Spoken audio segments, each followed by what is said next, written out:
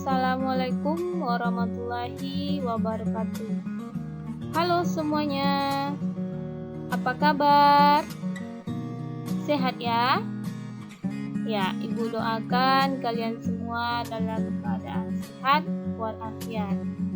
Oke, sudah siap untuk belajar pada hari ini?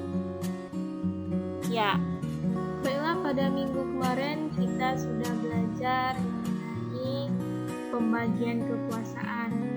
Kita sudah tahu bahwa Indonesia ini menganut sistem pembagian kekuasaan, bukan pemisahan kekuasaan. Nah, pembagian kekuasaan yang mana menurut Montesquieu yaitu pembagian eksekutif, legislatif, dan yudikatif. Nah, ketiga ini dibagi-bagi tugasnya dan juga saling bekerja sama. Nah, sekarang kita masuk kepada materi baru, yaitu kedudukan dan fungsi Kementerian Negara Republik Indonesia dan lembaga pemerintah non-kementerian. Yang pertama, tugas Kementerian Negara Republik Indonesia. Sistem pemerintahan yang dianut oleh negara kita adalah sistem pemerintahan presidensial, bukan parlementer. Nah, dalam sistem presidensial, kedudukan presiden sangat kuat karena ia merupakan kepala negara sekaligus sebagai kepala pemerintahan. Nah, kalau sistem parlementer yang mana dikepalai oleh seorang raja atau ratu yang mana hanya sebagai simbol dan menjalankan sistem pemerintahannya yaitu Perdana Menteri.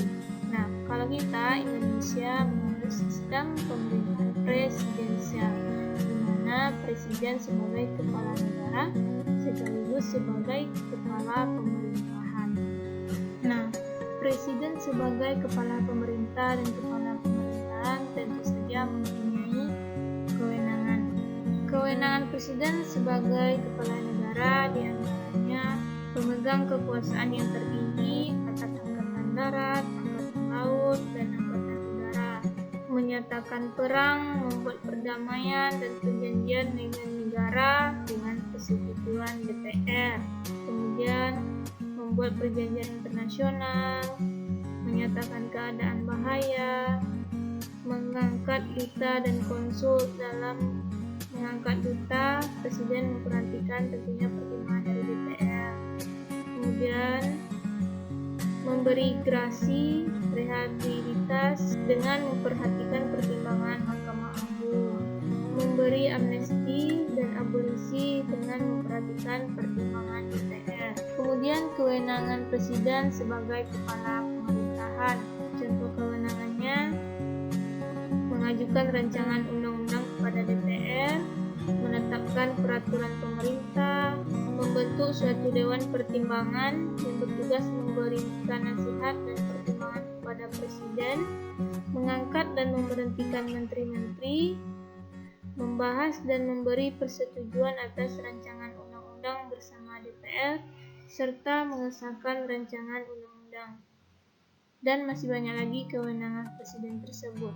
Nah, tugas dan kewenangan presiden sangatlah banyak. Ini tidak mungkin dikerjakan sendiri oleh presiden. Oleh karena itu, presiden memerlukan orang lain untuk membantunya. Dalam melaksanakan tugasnya, presiden dibantu oleh seorang wakil presiden yang dipilih bersamaan dengannya melalui pemilihan umum, serta membentuk beberapa kementerian negara yang dipimpin oleh menteri-menteri negara. Menteri-menteri negara ini dipilih dan diangkat serta diberhentikan oleh presiden sesuai dengan kewenangannya.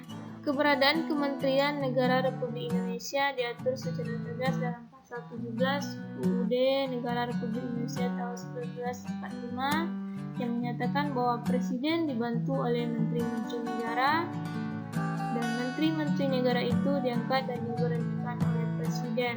Setiap menteri membidangi urusan tertentu dalam pemerintahan. Pembentukan, pengubahan, dan pembubaran kementerian negara diatur dalam undang-undang. Pasal 17 ayat 3 UUD Negara Republik Indonesia Indonesia tahun 1945 menyebutkan bahwa setiap menteri membidangi urusan tertentu dalam pemerintahan. Dengan kata lain, setiap kementerian negara masing-masing mempunyai tugas sendiri. Untuk itu, mari kita lihat bagaimana pengelompokan dan tugasnya tersebut. Klasifikasi Kementerian Negara Republik Indonesia atau pengelompokan Kementerian Negara Republik Indonesia. Kementerian Negara secara tegas menyatakan bahwa jumlah maksimal kementerian negara itu adalah 34 kementerian. Berdasarkan Peraturan Presiden Nomor 7 Tahun 2015 tentang Organisasi Kementerian Negara, Kementerian Negara Republik Indonesia dapat diklasifikasikan berdasarkan urusan pemerintahan yang ditanganinya. Itu yang pertama, kementerian yang menangani urusan pemerintahan yang nomenklatur atau nama kementeriannya secara tegas disebutkan dalam undang-undang, yaitu Kementerian Dalam Negeri, Kementerian Luar Negeri, dan Kementerian Pertahanan. Selanjutnya, kementerian yang mempunyai tugas penyelenggaraan urusan tertentu dalam pemerintahan untuk membantu Presiden dalam menyelenggarakan pemerintahan negara dengan upaya pencapaian tujuan kementerian sebagai bagian dari tujuan pembangunan nasional. Kementerian itu diantaranya Kemenak atau Kementerian Agama, Kemenkumham, Kementerian Keuangan, Kemendikbud, Kemenristekdikti, Kemenkes, Kemensos, Kementerian Sosial, Kemenaker, Kementerian Ketenagakerjaan, Kemenperin, Kementerian Perindustrian, Kemendak, Kementerian Perdagangan, Kementerian Energi dan Sumber Daya Mineral, Kementerian Pekerjaan Umum dan Perumahan Rakyat, Kemenhub atau Kementerian Perhubungan, Kementerian Komunikasi dan Informatika, Kementerian Pertanian, Kementerian Lingkungan Hidup dan Kehutanan, Kementerian Kelautan dan Perikanan, Kementerian Desa, Pembangunan Daerah Tertinggal dan Transmigrasi, dan Kementerian Agraria dan Tata Ruang. Kemudian kementerian yang mempunyai tugas menyelenggarakan urusan tertentu dalam pemerintahan untuk membantu Presiden dalam menyelenggarakan pemerintahan negara serta menjalankan fungsi perumusan dan penetapan kebijakan di bidangnya. Kementerian itu diantaranya Kementerian Perencanaan Pembangunan Nasional, Kementerian Pendayagunaan Aparatur Negara dan Reformasi Birokrasi, Kementerian BUMN, Kementerian Koperasi dan Usaha Kecil dan Menengah, Kementerian Pariwisata, Kementerian Pemberdayaan Perempuan dan Perlindungan Anak, Kementerian Pemuda dan Olahraga, dan Kementerian Sekretariat Negara.